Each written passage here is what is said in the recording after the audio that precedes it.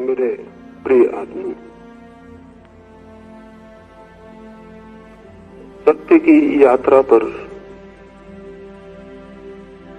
मनुष्य का सीखा हुआ ज्ञान ही बाधा बन जाता है।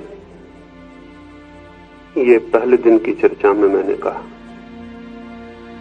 सीखा हुआ ज्ञान 2 कौड़ी का भी नहीं, और जो सीखे हुए पढ़े हुए ज्ञान के आधार पर सोचता हो कि जीवन के प्रश्न को हल कर लेगा, वो नासमझ ही नहीं, पागल है। जीवन के ज्ञान को तो स्वयं ही पाना होता है, किसी और से उसे नहीं सीखा जा सकता। दूसरे दिन की चर्चा में मैंने आपसे कहा कि जिसका अहंकार जितना प्रबल है, वो स्वयं के और परमात्मा के बीच उतनी ही बड़ी दीवार खड़ी कर लेता है। मैं हूं, यही भाव जो सब में छिपा है उससे नहीं मिलने देता। अहंकार की बूंद जब परमात्मा के सागर में स्वयं को खोने को तैयार हो जाती है, तभी उसे जाना जा सकता है जो सत्य है और सब में। ये मैंने दूसरे दिन आपसे कहा, और आज सुबह तीसरी बात मैंने कही कि हम सोए हुए हैं, मूर्छित हैं, और जब तक हम सोए हुए हैं तब तक हमें सत्य का कोई अनुभव नहीं हो सकेगा। ये 3 बातें मैंने कही। ज्ञान को, सीखे हुए ज्ञान को छोड़ना होगा, अहंकार को, कल्पित अहंकार को छोड़ना होगा, और निद्रा को, वास्तविक निद्रा को छोड़ना होगा। इन 3 सीढ़ियों को जो पार करता है वो परमात्मा के मंदिर में प्रविष्ट हो जाता है। इस संबंध में बहुत से प्रश्न आए हुए हैं। उन प्रश्नों में से कुछ पर मैं अभी चर्चा करूंगा। बहुत से प्रश्न समान हैं, इसलिए 5-6 प्रश्न जो सभी ने पूछे हैं, करीब करीब थोड़ी भाषा के भेद से उन पर ही बात करना उचित है। सबसे पहले एक मित्र ने पूछा है, धार्मिक व्यक्तित्व क्या है, रिलीजियस माइंड क्या है, किस व्यक्ति को आप धार्मिक कह रहे हैं?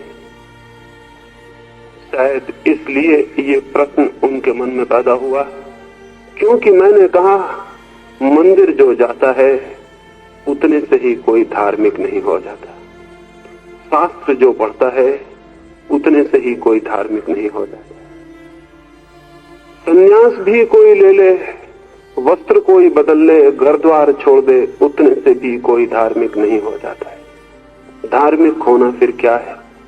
इसलिए ठीक ही पूछा है कि किस मन को, किस चित्त को मैं धार्मिक कहता हूं, कौन है रिलीजियस माइंड?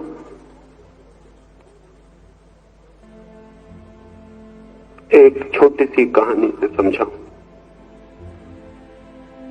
वर्षा निकट आ गई थी और आकाश में बादल घिरने लगे थे। आज ही कल में गर्मी में तपी हुई धरती पर वर्षा आ जाएगी। 2 भिखारी, 2 भिक्षु अपने झोपड़े पर कई दिनों की यात्रा के बाद वापस लौटते थे। एक गांव की झील के पास उनका छोटा सा झोपड़ा था। हर वर्षा में वे वापस लौट आते थे, फिर 8 महीने के लिए घूमते फिरते थे। वर्षा करीब थी, वे भागे हुए अपने झोपड़े के करीब पहुंचे। झोपड़े के पास जाते ही देखा, आधा झोपड़ा हवाएं उड़ा के ले गई, आधा ही झोपड़ा बचा है। छप्पड़ आधा है, आधा छप्पड़ कहीं उड़ गया। आगे जो भिखारी था, युवा था, पीछे उसका गुरु था, वृद्ध। उस युवा भिक्षु ने अत्यंत दुख से अपने बूढ़े गुरु को कहा, ऐसी ही बातों को देखकर तो ईश्वर पर अविश्वास पैदा हो जाता है। गांव में महल खड़े हैं पापियों के, उनके महलों में कुछ भी विकृति न आई, कोई महल न गिरा, और हम गरीबों के झोंपड़े पर हमारे गरीबों के झोपड़े के आधे छप्पड़ को भी उड़ा दिया। ऐसी ही बातों से तो मन क्रोध से भर जाता है, ऐसी ही बातों से तो परमात्मा के प्रति विरोध पैदा हो जाता है। हम गरीबों का झोपड़ा ही था उड़ाने को, तोड़ने को। ये वो बड़े क्रोध से कहा, लेकिन देखकर हैरान हुआ, उसके गुरु की आंखों से आंसू बह जा रहे हैं और वे आंसू दुख के नहीं, किसी अपूर्व आनंद के हैं। और उस गुरु के हाथ जुड़े हैं आकाश की तरफ और वो कुछ गुनगुना रहा है, कोई गीत। वो चुपचाप खड़े होकर सुनने लगा। उस बूढ़े ने कहा, हे परमात्मा, ऐसी ही बातों से तुझ पर विश्वास आ जाता है। हवाओं का क्या भरोसा, पूरा झोपड़ा भी उड़ा के ले जा सकती थी। आधा रोका है तो तूने ही रोका होगा। हवाओं का क्या भरोसा, पूरा झोपड़ा भी जा सकता था। आधा रोका है तो तूने ही रोका होगा। धन्यवाद, हम दरिद्रों का भी तुझे ख्याल है। फिर उस रात वे दोनों उस झोपड़े में सोए। जिस युवक भिक्षु ने संध्या क्रोध प्रकट किया था, वो रात भर नहीं सो सका। रात भर उसके मन में बड़ी बेचैनी, बड़ी अशांति, बार बार यही ख्याल कि गरीब के झोपड़े को तोड़ने की बात क्या उचित है, हमने क्या बुरा किया। दिन रात जिसकी प्रार्थना करते हैं वही हमारा साथी नहीं, तो हम और क्या आशा करें प्रार्थनाओं से, और क्या आशा करें। रात भर बेचैन वो करवट बदलता रहा, क्योंकि सांझ दुख में सोया था तो रात भी दुख सरकता रहा। सांझ जिस भाव को लेकर हम सोते हैं, पूरी नींद उसी भाव में परिवर्तित हो जाती। लेकिन बूढ़ा रात भर सोया बड़े आनंद से। सुबह उठकर उसने एक गीत लिखा और उस गीत में फिर परमात्मा को धन्यवाद दिया और कहा, हे पिता, हे परम पिता, हे प्रभु, हमें क्या पता था आधा झोपड़े का भी आनंद होता है। कल रात हम सोए भी रहे आधे छप्पड़ में, और जब भी आंख खुली तो तेरे चांद, तेरे तारों को भी देखा। बड़ी खुशी है, अब वर्षा आएगी। हम आधे में सोएंगे भी, आधे में वर्षा का गीत, टप टप बूंदे, वे भी सुनेंगे। हमें क्या पता था, अगर पहले से पता होता हम आधा झोपड़ा खुद ही तोड़ देते, तेरी हवाओं को तकलीफ भी ना देते। इस आदमी को मैं धार्मिक आदमी कहता हूं। ये रिलीजियस माइंड है। ये चाहे किसी मंदिर और मस्जिद में जाता हो या न जाता हो, ये किसी शास्त्र को पूजता हो न पूजता हो, इसके वस्त्र गेरुए रंगे हो न रंगे हो, ये घर में हो घर के बाहर हो, ऐसा जो चित्त है वो धार्मिक है। धर्म कोई बाहरी क्रियाकांड नहीं, दृष्टि का परिवर्तन है। धर्म कोई बाहरी परिवर्तन नहीं, अंतस का बदल जाना है, दृष्टि का, देखने के ढंग का। इतना आसान मत समझ लेना कि हम मंदिर चले जाते हैं तो धार्मिक हो जाएंगे। इतनी सस्ती बात होती तो पृथ्वी पर बहुत मंदिर हैं, बहुत मस्जिदें, बहुत चर्च, पृथ्वी धार्मिक कभी की हो गई होती। लेकिन मंदिर मस्जिद बढ़ते गए हैं और धर्म का कोई कहीं पता नहीं। धर्म कहीं भी नहीं है। धर्म को हमने एक बाह्य उपचार बनाया, इसीलिए पृथ्वी पर धर्म पैदा नहीं हो सका। धर्म है आंतरिक चित्त की दशा, धर्म है मनस्थिति, धर्म है एटीट्यूड, धर्म है भीतर के देखने का ढंग। इसलिए कोई मंदिर में पहुंच जाए तो धार्मिक नहीं हो जाता। लेकिन जो आदमी धार्मिक है वो कहीं भी पहुंच जाए वहीं मंदिर जरूर हो जाता है। इसे मैं फिर से दोहराऊं, धार्मिक आदमी वो नहीं जो मंदिर में पहुंच जाता है। धार्मिक आदमी वो है कि जहां पहुंच जाए वहीं मंदिर हो जाए। धार्मिकता चित्त की एक दशा है। ये चित्त की दशा निरंतर जागरूक होश से भरे रहकर जीने से पैदा होती है, न तो ये प्रार्थनाओं से पैदा होती है, न पूजाओं से, ये तो चित्त की सरलतम भावनाओं से उपलब्ध होती है। चित्त की चाहिए सरलता, ह्यूमिलिटी। चित्त का चाहिए बिना जटिल होना, अजटिलता। चित्त की चाहिए इतनी सरलता कि वो चित्त की सरलता ही जीवन बन जाए। तो व्यक्ति के जगत में उसका अवतरण होता है जिसे हम धर्म कहें। लेकिन ये कोई ऐसी बात नहीं है कि कोई आधा घंटे को धार्मिक हो जाए और 23.5 घंटे को अधार्मिक हो जाए। एक और मित्र ने, और भी कई मित्रों ने पूछा है कि हम क्या करें, थोड़ी बहुत देर के लिए समय निकाल सकते हैं, समय ज्यादा हमारे पास नहीं है, तो हम क्या करें? मंत्र जाप करें, नाम जपें, पूजा करें, थोड़ा बहुत समय दे सकते हैं, उसमें हम क्या करें?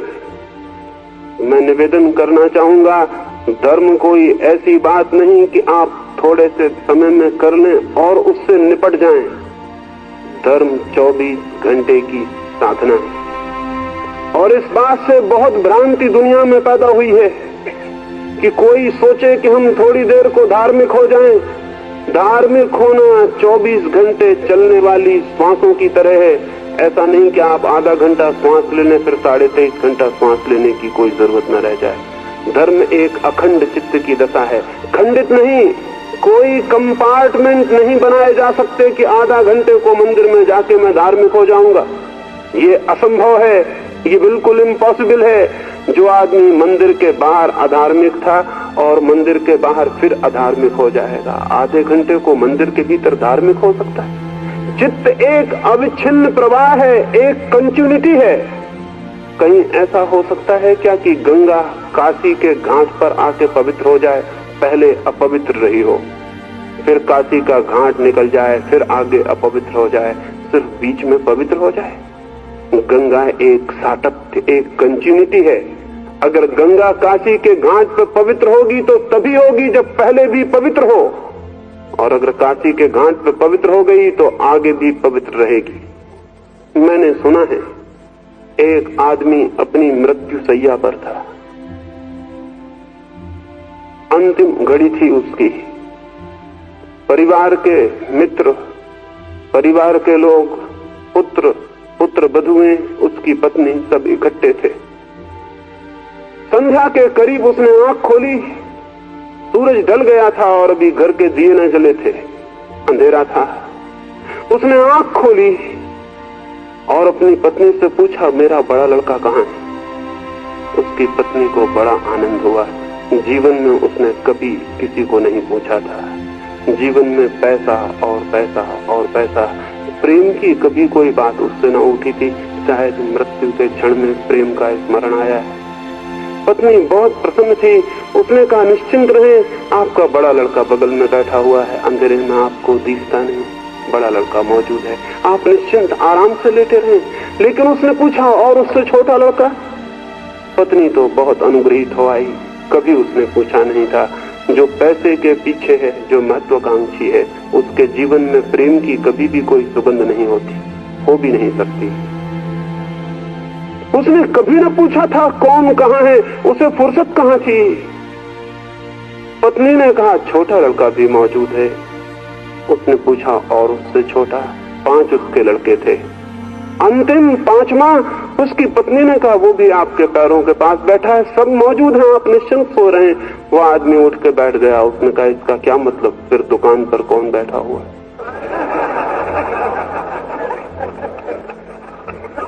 वो 5 लड़कों की फिक्र में नहीं था, पत्नी भूल में थी।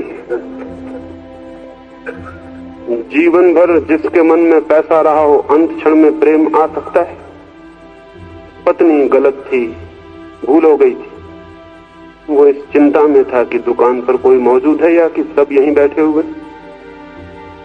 ये मरते क्षण में थी, उसके चित्त में वही धारा चल रही थी जो जीवन भर चली थी। ये स्वाभाविक है, ये बिल्कुल स्वाभाविक है। जीवन भर जो चला है वही तो चलेगा। तो इस भूल में कोई न रहे कि मैं थोड़ी देर मंदिर हो आता हूं तो धार्मिक हो जाऊंगा। जिसे धार्मिक होना है उसे अपने चित्त की पूरी धारा को बदलने के लिए तैयार होना होगा। ये धोखा देने के ढंग हैं, ये सब सेल्फ डिसेप्शन है कि हम मंदिर हो आते हैं इसलिए धार्मिक हो गए। अपने को धोखा देने की तरकीबों से ये ज्यादा नहीं कि हम चंदन लगाते हैं तो धार्मिक हो गए, कि हम यज्ञोपवीत पहनते हैं तो हम धार्मिक हो गए। हद बेवकूफियां हैं। इस तरह कोई धार्मिक हो सकता तो हमने दुनिया को कभी का धार्मिक बना लिया होता। इस तरह कोई न कभी धार्मिक हुआ है और न हो सकता है। लेकिन जो अपने को धार्मिक होने का धोखा देना चाहता हो, इन तरकीबों से बड़ी आसानी से धोखा पैदा हो जाता है। धार्मिक होना एक अखंड क्रांति है। पूरे जीवन को, चित्त को, टोटल माइंड को, समग्र मन को बदलना होगा और उस बदलने के सूत्र समझने होंगे। एक एक क्षण, एक एक घड़ी सजग होकर मन को बदलने में संलग्न होना होगा।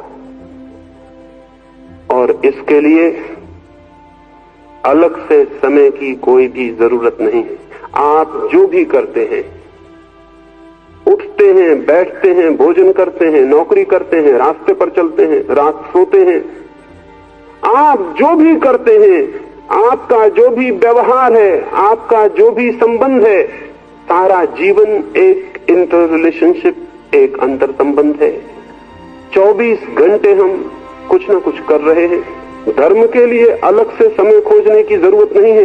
ये जो भी आप कर रहे हैं, अगर शांत जागरूक चित्त से करने लगे तो आपके जीवन में धर्म का आगमन हो जाएगा। आप जो भी कर रहे हैं, अगर शांत जागरूक करने लगे तो कैसे शांति से ये हो सकेगा? कैसे ये हो सकेगा? ये भी बहुत मित्रों ने पूछा है, कैसे हम शांत हो जाएं? कैसे मनुष्य का चित्त शांत हो सकता है? मनुष्य के चित्त की अशांति क्या है, इसे समझ लें तो शांत होना कठिन नहीं है। मनुष्य के चित्त की क्या है अशांति? कौन कर रहा है अशांत? कोई और कर रहा है आपको, या कि आप स्वयं?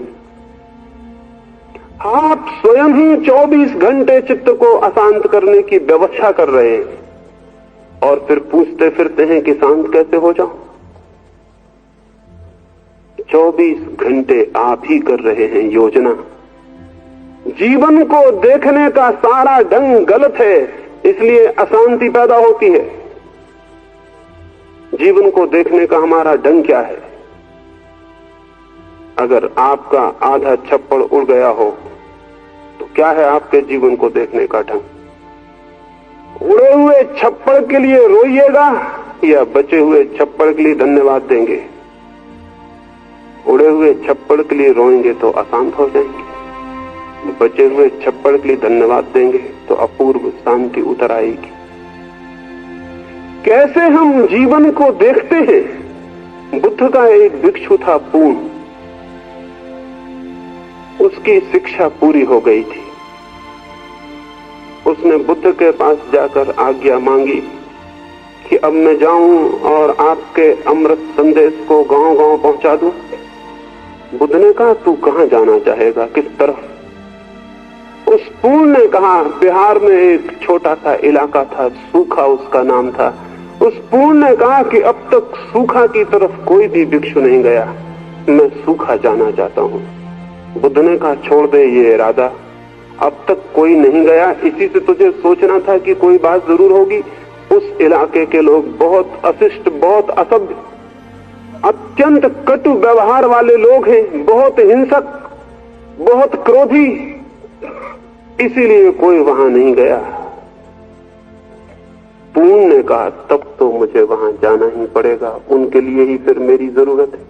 अगर दिए से कोई कहे कि उस तरफ मत जा जहां अंधेरा है, तो दिया क्या कहेगा? मैं न जाऊं उस तरफ जहां अंधेरा है, तो दिया कहेगा फिर मेरी वहां क्या जरूरत जहां सूरज है? मैं वहीं जाऊंगा जहां अंधेरा है। मुझे आज्ञा दें कि मैं सूखा जाऊं। बुद्ध ने कहा, मैं आज्ञा तुझे एक ही शर्त पर दे सकता हूं कि तू मेरे 3 प्रश्नों के उत्तर दे दे। पूर्ण ने कहा, आप पूछें। बुद्ध ने कहा, वहां तू जाएगा, लोग गालियां देंगे, अपमान करेंगे, कटु वचन कहेंगे, तेरे मन को क्या होगा? हंसने लगा वो पूर्ण। उसने सिर रख दिए बुद्ध के चरणों पर और कहा, आप पूछते हैं इतने दिन मुझे जानने के बाद, क्या होगा मेरे मन को? यही होगा। कितने भले लोग हैं, सिर्फ गालियां देते हैं, अपमान करते हैं, मारते नहीं। मार भी सकते थे। बुद्ध ने कहा, पूर्ण, ये भी हो सकता है कि कोई तुझे वहां मारे भी, फिर क्या होगा? पूर्ण ने कहा, जानते हैं फिर भी पूछते हैं आप? होगा यही। कितने भले लोग हैं, सिर्फ मारते हैं, मार ही नहीं डालते। मार भी डाल सकते थे। बुद्ध ने कहा, अंतिम बात और पूछ लूं, अगर उन्होंने मार ही डाला तो मरते क्षणों में तुझे क्या होगा? सोच सकते हैं क्या कहा होगा पूर्ण ने? आता है ख्याल कोई? ठीक था कि गाली देते थे तो पूर्ण ने कहा, मार डालेंगे। मारते नहीं, मार डालते नहीं, यही बहुत, यही सुख है। लेकिन बुद्ध ने कहा, मार ही रहे हैं, तेरी हत्या कर रहे हैं, क्या होगा तेरे मन को? पूर्ण ने कहा, जानते हैं भली भांति आप, फिर भी पूछते हैं, यही होगा। कितने भले लोग हैं, उस जीवन से छुटकारा दिलाए देते जिसमें कोई भूल चूक हो सकती थी। ऐसी दृष्टि का फल है शांति। इससे उल्टी दृष्टि का फल है अशांति। एक आदमी फूलों की बगिया में जाए, गुलाब के फूल के पौधे के पास खड़ा हो, 2 रास्ते हैं। या तो गुलाब के उस पौधे में खिले हुए एक फूल को देख ले। एक फूल बहुत कम है, पत्ते बहुत हैं, कांटे बहुत हैं।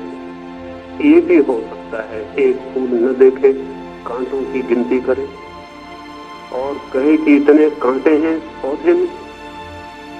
कैसी बुरी है ये दुनिया, इतने कांटे हैं। मुश्किल से खिलता है एक फूल और कांटे ही कांटे, 1000 कांटे हैं। कैसी है ये दुनिया, कैसी दुखपूर्ण। वो आदमी अशांत हो जाए, नहीं तो क्या होगा? कोई दूसरा आदमी ये भी देख सकता है कैसी अद्भुत है ये दुनिया, इतने कांटे हैं जहां वहां भी एक फूल खिल पाता है। इतने कांटे हैं जहां इतने कांटों के बीच भी एक फूल खिलता है। कितनी अद्भुत है ये दुनिया, कितनी रहस्यपूर्ण, कितने अनुग्रह के योग, कितना ग्रेटिट्यूड, कितना धन्यवाद करें किसी का।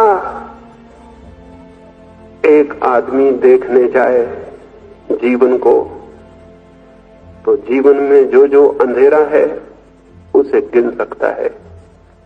जीवन में जो जो बुरा है उसकी गणना कर सकता है। जीवन में जो जो दुख है उसकी संख्या को आंकड़ा बांध सकता है। और तब अगर अशांत हो जाए तो जुम्मा किसका होगा?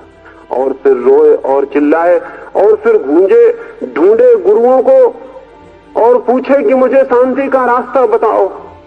और गुरु भी ऐसे ना समझ कि वे कहें कि राम राम जप तो सब ठीक हो जाएगा, जैसे राम राम न जपने से ये अशांति पैदा हुई हो। ये अशांति पैदा की है इसके जीवन की दृष्टि ने। इसके जीवन की दृष्टि ही भ्रांत और गलत है। इसने गलत को ही चुनने का उपक्रम साध लिया है। इसने व्यर्थ को ही देखने की चेष्टा की है।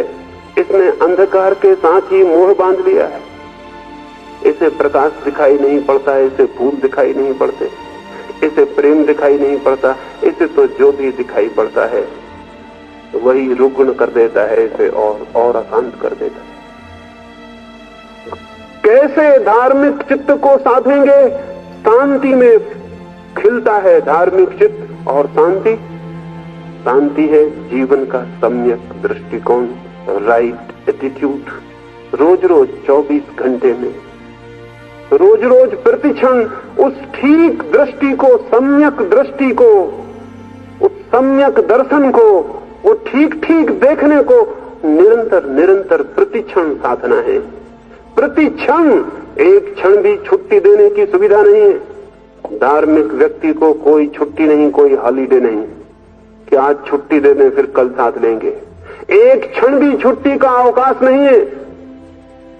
एक एक क्षण देखते, जागते, समझते, धीरे धीरे वो दृष्टि जो भीतर छिपी है प्रकट होने लगती और तब सब बदल जाता है। तब सब बदल जाता है। तब नहीं दिखाई पड़ते कांटे, बल्कि जब दृष्टि पूरी उपलब्ध होती है तो हर कांटा फूल में परिवर्तित हो जाता है और हर अंधकार एक दिया बन जाता है और हर बुरी घटना में किसी शुभ संकेत की सूचना मिल जाती। फिर धीरे धीरे तो सब कुरूपता विलीन हो जाती है। रह जाता है सिर्फ सौंदर्य रह जाता है। नहीं रह जाता जीवन में कुछ कुरूप, नहीं रह जाता जीवन में कुछ विकृत। सभी हो जाता है, सभी स्वस्थ और सुंदर। लेकिन वो दृष्टि पर निर्भर है। वो दृष्टि पर ही निर्भर है कि हम कैसे देखते हैं। तो बहुत जल्दी इस बात की न करें कि आप जल्दी से वस्त्र बदल लें, क्रिया बदल लें, उपवास कर लें। इस सबसे नहीं, खोजें अपनी दृष्टि को कि कहां कहां घाव है मेरे, किन किन घावों से मैं पीड़ित और परेशान हूं। और तब आपको दिखाई पड़ेगा आपने ही अपनी छाती में छुरी मारी है रोज रोज, ये घाव किसी और ने नहीं किए। और जब दिख जाए कि मेरे ही हाथ छुरी मारते हैं तो छुरी फेंक देना कठिन थोड़ी है, या फिर छुरी से बहुत मोह हो और घाव में बहुत आनंद हो तो आपकी मर्जी, फिर तो कोई सवाल नहीं। लेकिन मनुष्य स्वयं ही है आत्महंता, कोई और नहीं। और जब तक इस सत्य की स्पष्ट प्रतीति न हो तब तक आप स्वयं को बदल भी नहीं सकते। एक और मित्र पूछते हैं कि क्या सेवा करना ही पर्याप्त नहीं है? हम सेवा करें तो क्या परमात्मा की उपलब्धि नहीं हो जाएगी? क्यों पड़े इन सारी बातों में? उन्होंने पूछा है सेवा करें गरीबों की, दीनों की, दुखियों की, तो उसी सर्विस से, उसी सेवा से क्या नहीं मिल जाएगा प्रभु? नहीं, भूल के भी कभी नहीं मिलेगा। धर्म से तो सेवा उत्पन्न हो जा सकती है, लेकिन सेवा से धर्म उत्पन्न नहीं होता है। धार्मिक व्यक्ति का जीवन तो सेवक का जीवन होता ही है, लेकिन सेवक का जीवन धार्मिक आदमी का जीवन नहीं होता है। इस तरह उल्टा नहीं होता। दिया जल जाए तो अंधेरा निकल ही जाता है, लेकिन कोई कहे कि हम अंधेरे को निकालने की कोशिश करें तो दिया जल जाएगा, तो फिर दिया नहीं जलता। अंधेरे को मर जाए कोशिश कर करके निकाल के, अंधेरा नहीं निकलने वाला और दिया तो जलने वाला नहीं। हालांकि दिया जलता है तो अंधेरा जरूर निकल जाता है, लेकिन अंधेरे के निकलने से दिया नहीं जलता। चित्त में धर्म का जन्म होता है तो सेवा जरूर आ जाती है, लेकिन सेवा से कोई धर्म नहीं आता। बल्कि बिना धर्म के जो सेवा है वो भी अहंकार को ही तृप्त करती है, उसका ही साधन बनती। वो भी कहती है मैं हूं सेवक, मैंने की है सेवा, मैं हूं बड़ा सेवक, मुझसे बड़ा सेवक कोई भी नहीं। और ऐसा सेवा करने वाला वर्ग जितनी मिस्चीफ, जितने उपद्रव पैदा करवाता है उसका कोई हिसाब नहीं। मैंने सुना है एक चर्च का एक पादरी एक स्कूल के बच्चों को सेवा का धर्म सिखाने गया था। छोटे छोटे बच्चे थे, उन्हें उस पादरी ने समझाया कि सेवा जरूर करनी चाहिए, दिन में एक सेवा कम से कम जरूरी। कोई भी सेवा का कृत्य, कोई भी सेवा का कृत्य अगर तुमने दिन में कर लिया एक, तो हो गई प्रार्थना। जब मैं अगली बार आऊं 7 दिन बाद, तो मैं पूछूंगा कि तुमने 7 दिन में कुछ सेवा के कृत्य किए? 7 दिन बाद वो वापस लौटा। उसने उन बच्चों से पूछा कि मेरे बेटो, तुमने कुछ सेवा के काम किए? 3 बच्चों ने हाथ हिलाए। वो बहुत प्रसन्न हुआ कि कोई फिक्र नहीं, 30 में से केवल 3 ने किया, लेकिन किया तो बताओ तुम खड़े होकर, ताकि बाकी बच्चे भी जान लें कि तुमने क्या किया। तुम्हें आनंद मिला सेवा करने से? उन तीनों ने कहा बहुत आनंद मिला, बहुत आनंद मिला। पूछा क्या किया तुमने, कौन सी सेवा की? पहले लड़के को पूछा, उसने कहा मैंने जैसा आपने समझाया था, कोई डूबता आदमी हो तो बचाना चाहिए, कोई बूढ़ा आदमी रास्ता पार करता हो तो सहारा देना चाहिए, मैंने एक बूढ़ी औरत को रास्ता पार करवाया है। उसने धन्यवाद दिया, छोटा सा बच्चा था कि ठीक, बहुत ठीक। दूसरे बच्चे से पूछा तुमने क्या किया? उसने कहा मैंने भी एक बूढ़ी औरत को रास्ता पार करवाया। थोड़ी हैरानी हुई उसे, लेकिन सोचा बहुत बूढ़े होते हैं, कोई कम तो नहीं, इसने भी किया होगा। तीसरे से पूछा तूने क्या किया? उसने कहा मैंने भी एक बूढ़ी औरत को रास्ता पार करवाया। तुम तीनों को 3 बूढ़ी स्त्रियां मिल गई रास्ता पार करवाने को? वे तीनों बोले 3 कहां, एक ही थी, हम तीनों ने उसी को पार करवाया है। वो बहुत हैरान हुआ। उसने कहा क्या एक बूढ़ी औरत को पार करवाने में 3 की जरूरत पड़ी? उन्होंने कहा वो पार होने नहीं चाहती थी, बामुश्किल हम पार करवा पाए, लेकिन सेवा करनी जरूरी थी इसलिए हमने सेवा की। वो तो बहुत चिल्लाती थी कि मुझको उस तरफ नहीं जाना। आज तक पृथ्वी पर ये सेवा करने वाले ऐसे ही उपद्रव करते रहे, क्योंकि ये सोचते हैं कि हमें तो सेवा करनी है, क्योंकि सेवा करना धर्म है। इसकी फिक्र ही भूल जाते हैं कि क्या कर रहे हैं ये सेवा, कौन सी सेवा हो रही है। जो सेवा जान के की जाती है वो खतरनाक हो जाती है। सेवा निकलनी चाहिए सहज। सेवक सहज नहीं होता, बहुत सेल्फ कॉन्शियस होता है, उससे बहुत एहसास होता है मैं सेवा कर रहा हूं। नहीं, सेवा होनी चाहिए सहज। करने वाले को उसका पता नहीं चलना चाहिए। अगर करने वाले को पता चल गया तो सब सेवा गलत हो गई। अगर ये पता चल गया कि मैं सेवा कर रहा हूं, बात व्यर्थ हो गई, कोई मूल्य ना रहा उस सेवा का। लेकिन ऐसी सेवा तो तभी पैदा हो सकती है जब पता न चले उसका, जब चित्त अहंकार से मुक्त होता और धर्म का जन्म हो जाता है। तब सारा जीवन श्वास श्वास सेवा बन जाती है। लेकिन उस सेवा से कभी भी ये बोध नहीं होता कि मैं सेवक हूं, मैं सेवा कर रहा हूं। फिर वो सेवा जीवन हो जाती है। वैसी सेवा तो धर्म है, लेकिन ये सेवकों की सेवा धर्म नहीं। इससे धर्म का कोई संबंध नहीं। कुछ और मित्रों ने पूछा है कि धार्मिक होने के लिए नैतिक होना तो कम से कम जरूरी है।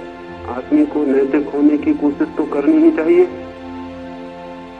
चेष्टा तो करनी चाहिए कि आदमी नैतिक हो जाए, अच्छे काम करे, अच्छी वृत्ति रखे, अच्छा आचरण हो, सत्य बोले, अहिंसक हो, दयालु हो, अपरिग्रही हो। ये तो होना चाहिए, नैतिक तो होना चाहिए।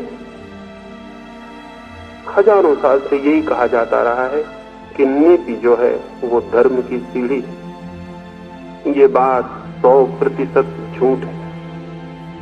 नीति धर्म की सीढ़ी नहीं है, नीति धर्म का फूल है, सुगंध है।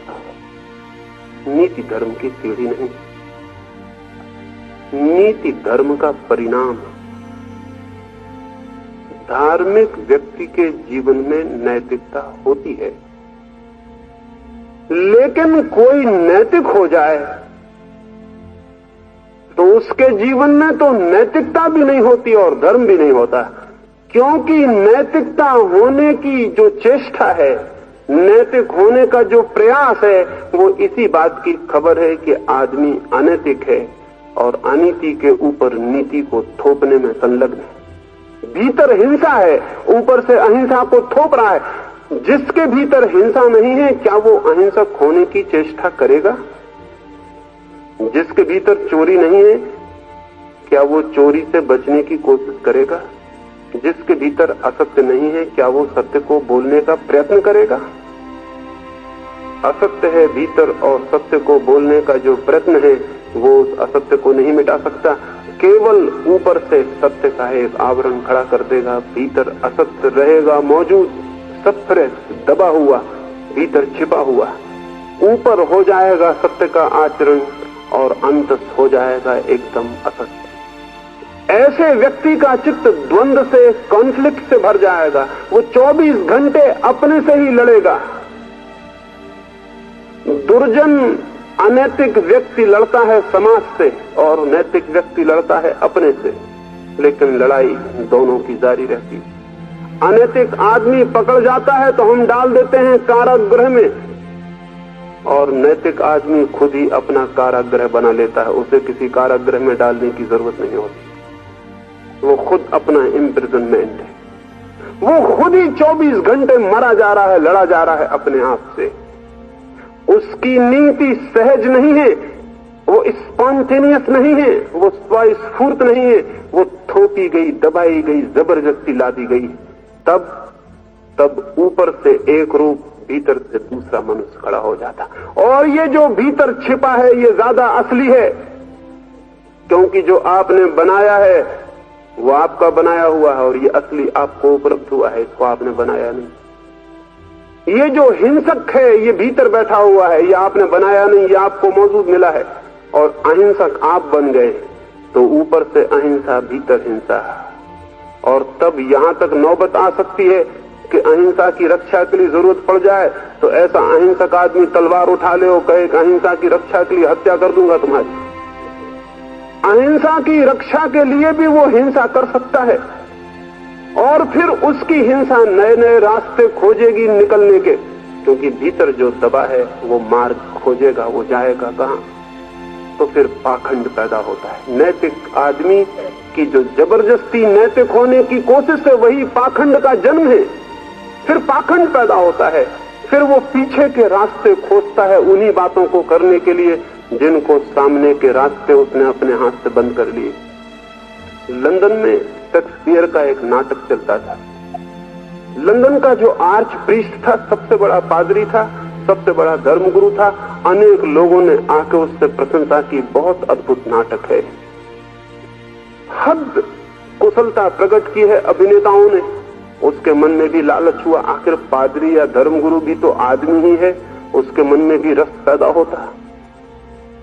उसके मन में रस हुआ कि मैं भी देखूं, लेकिन वो तो निरंतर लोगों को समझाता था कि नाटक, सिनेमा, ये सब क्या है, ये सब व्यर्थ है, इसमें मत जाओ, ये सब पाप है। अब वो खुद जाना चाहे तो कैसे जाए। उसने नाटक के मैनेजर को एक पत्र लिखा, पूछा पत्र में, देखने आना चाहता हूं मैं भी, लेकिन नहीं चाहता कि कोई मुझे देखे। पीछे का कोई दरवाजा नहीं है। नाटक में पीछे का कोई दरवाजा नहीं है कि मैं चुपचाप आ जाऊं और निकल जाऊं, लोग मुझे न देख पाए। बड़ी कृपा होगी अगर पीछे के द्वार कोई हो और मुझे आने की अनुमति मिल जाए। उस थिएटर के मैनेजर ने उसे वापस पत्र लिखा और कहा, ऐसा पीछे का दरवाजा है, पहले तो नहीं था लेकिन बनाना पड़ा, सज्जनों के आने के लिए व्यवस्था करनी पड़ी। और अक्सर धर्म गुरुओं को तो आना ही पड़ता है, इसलिए रास्ता बना लिया है। आप खुशी से आए, बड़ा स्वागत है। लेकिन एक बात बता दूं, ऐसा दरवाजा तो है कि आदमियों को पता नहीं चलेगा कि आप आए, लेकिन ऐसा कोई भी दरवाजा नहीं कि परमात्मा को पता न चले। फिर आपकी मर्जी। और अगर आप सोचते हो कि परमात्मा पता नहीं है भी या नहीं, तो भी ऐसा कोई दरवाजा नहीं कि आपको खुद पता ना चले, आपको तो पता चलेगा ही। वैसे आप आए, हम स्वागत करते हैं। नैतिक आदमी पीछे का दरवाजा खोजता है, इसलिए नैतिकता के केंद्र पर बने हुए समाज पाखंडी हो जाते हैं, हाइपोक्रेट हो जाते हैं। हमारा ही समाज एक उदाहरण है। 3000 साल से हम नैतिकता की शिक्षा थोप रहे। नैतिकता की शिक्षा चिल्ला चिल्ला के हम परेशान हो गए। पत्थर पत्थर पे हमने खोद दिए हैं सब धर्मवाद। आदमी आदमी के दिल पे हमने राम कथा थोप दी, एक एक बच्चे को हमने पिला दिए सब पाठ नैतिकता के बिल्कुल दूध के साथ। लेकिन आदमी हमारा, ऐसा आदमी जमीन पर मिलना मुश्किल है, इतना अनैतिक आदमी जैसा हमने पैदा किया है। और हम सब एक नाव पर सवार हैं, कोई ऐसा नहीं है कि एक आदमी अनैतिक है, हम सब एक ही नाव पर सवार हैं।